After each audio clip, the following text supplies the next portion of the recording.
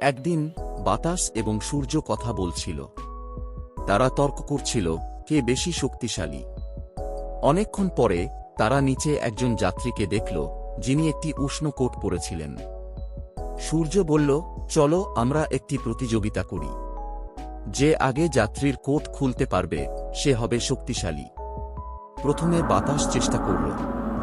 সে জোরে জোরে বইতে শুরু করল এবং গর্জন করতে লাগল। কিন্তু যত বেশি বাতাস বইছিল, যাত্রী তার কোটটি আরও শক্ত করে ধরছিল। এখন সূর্যের পালা এলো। সূর্য হাসিমুখে আলোকিত হতে লাগল। তার রশ্মি ক্রমশ গরম হতে লাগল। যাত্রীটি গরম অনুভব করতে লাগল এবং কোটটি আলগা করতে শুরু করল।